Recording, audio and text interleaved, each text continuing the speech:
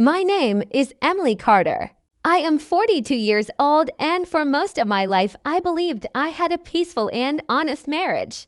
I live in a quiet town in Oregon, a place where the mornings are calm and the streets are lined with tall trees. Our house is small, painted white with blue windows. And in the front yard, there is a garden full of roses that I planted many years ago. Every morning used to begin the same way. I would wake up before the sun. The house would still be quiet and the air inside the kitchen would feel cool and calm. I would slowly start making coffee while the first soft sunlight entered through the window. The smell of fresh coffee always filled the house. A few minutes later, my husband Daniel would walk into the kitchen with sleepy eyes and messy hair. He always smiled when he saw me. "Good morning, Em," he would say softly, and I would smile back and answer, "Good morning." That was our routine for many years. Simple moments, quiet happiness. Daniel would sit at the table reading the newspaper while I prepared breakfast. Sometimes he would reach out and hold my hand across the table. Sometimes he would kiss my forehead before leaving for work. Daniel had always been very gentle and kind, especially with children. Whenever we visited neighbors or friends who had kids, he was always the one sitting on the floor playing with them, making silly faces, or helping them draw pictures. Sometimes I would stand in the doorway watching him laugh with the children, and it always made me smile. I used to think that one day he would be a wonderful father. At that time, I truly believed my life was perfect. I believed my husband was the most loyal man I had ever known. I believed there were no secrets between us. But life has a strange way of hiding the truth until the moment you least expect it. I met Daniel 15 years ago in Boston when I was a university student. Most of my days were spent between libraries and small coffee shops. One afternoon, I was inside the Boston Public Library searching for a book for my research. But I couldn't find it anywhere.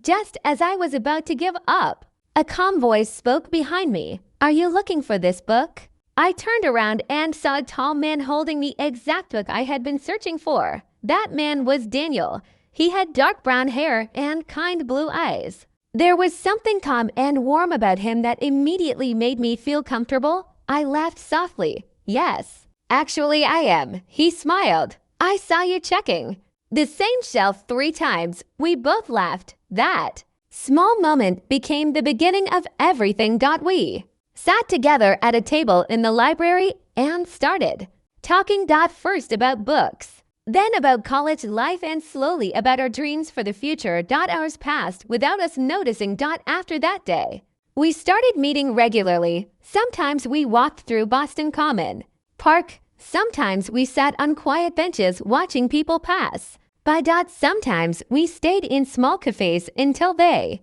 closed. Even silence between us felt comfortable. One rainy evening, while we were walking toward the subway station, Daniel quietly removed his jacket and placed it over my shoulders. "You'll get cold," he said. That small gesture touched my heart more than any romantic speech ever could. That was the moment I realized I was falling in love with him. 2 years later, Daniel asked me to marry him. He took me to a small restaurant near the ocean at sunset. After dinner, we walked along the beach while the sky turned orange and pink. Suddenly, he stopped walking. Then he knelt down in the sand and held out a ring. "Emily," he said softly, "my life became brighter the day I met you. Will you marry me?" With tears in my eyes, I whispered yes. Our wedding was small but beautiful. When Daniel looked at me while saying his vows, I believed every word. I promised to love you for the rest of my life. After the wedding, we moved to Oregon because Daniel received a job offer there. The town was peaceful and surrounded by forests and mountains. It felt like the perfect place to start our life together. We bought a small house and slowly turned it into a home. Weekends were spent gardening or watching movies late at night. Sometimes we cooked together and laughed when something went wrong in the kitchen. Life was quiet, but it felt perfect. For 10 years, nothing seemed wrong. Daniel always kissed my forehead before leaving for work. "I'll see you tonight," and every evening. He came home, but slowly, almost so slowly that I barely noticed it. Something began to change. Daniel started coming home later than usual. At first, it was only once or twice a week. Then it became more frequent. When I asked him about it, he smiled and said work had become more stressful. I believed him, but small things started changing. Daniel began carrying his phone everywhere. Even during dinner. Sometimes his phone vibrated late at night, and he would quietly leave the room to answer it. Once I woke up around 2 o'clock in the morning and noticed the bed beside me was empty. When I walked into the hallway, I saw Daniel standing outside on the porch, whispering into his phone.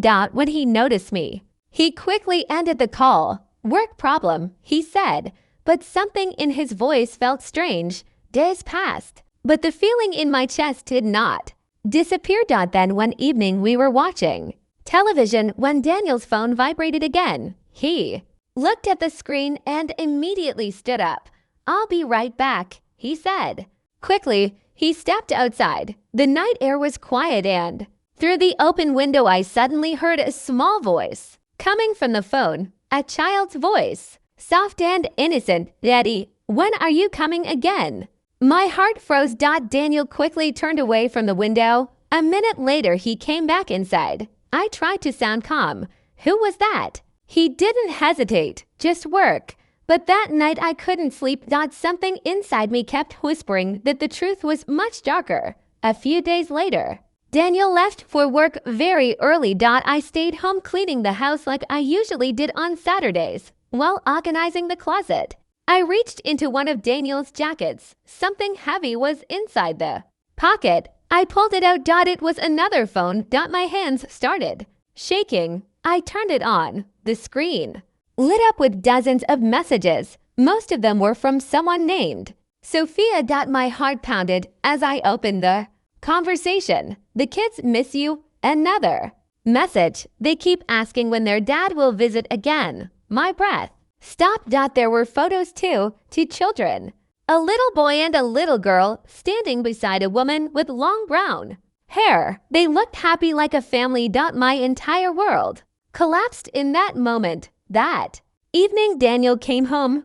I was sitting in the living room holding the phone. When he saw it in my hand, he froze. The silence between us felt heavy. "How long?" I asked quietly. Daniel looked down. For a long moment he said nothing. Then finally he whispered, 6 years. The words felt like a knife through my heart. 6 years. I repeated, "You had another family for 6 years. Daniel stepped toward me. Double quotes, "Emily, please listen. I saw the messages," I said, my voice shaking. I saw the photos of the children. Daniel looked desperate. "I didn't plan this. It just happened." That sentence made my anger explode. "It just happened." I shouted. "You accidentally created another family." Tears streamed down my face. 6 years of lies. "Daniel," my voice was shaking so badly that I could barely breathe. "Every morning you kissed my forehead and then you went to another woman." Daniel ran his hands through his hair. I was confused.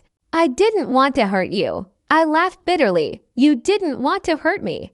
You destroyed my entire life." My chest felt tight. "Those children, do they know you're married?" Daniel slowly shook his head. "No." I stared at him in disbelief. "So you lied to them too." The room felt suffocating. For 15 years I believed I knew this man, but the man standing in front of me now felt like a stranger. Daniel stepped closer again. "Emily, please. We can fix this." I pulled my arm away when he tried to touch me. "Don't touch me." For a moment we just stood there breathing heavily. "I still love you," Daniel said quietly. "You're my home." My eyes filled with tears again. "Your home," I whispered. "Then what do you call the other house?" Daniel had no answer. The silence was unbearable. Finally, I stood up. I couldn't stay there anymore. Daniel followed me as I walked toward the door. "Emily, please don't go." But I couldn't stay. Not in that house. Not in that life. I opened the door. Cold evening air rushed inside. For a moment, I looked at the blue windows, the rose garden, the home I once believed was perfect. Then I stepped outside and I walked away. Sometimes the hardest goodbye is the one that finally saves your life. If you enjoyed this story, please like, share, and subscribe for more emotional stories. Asterisk.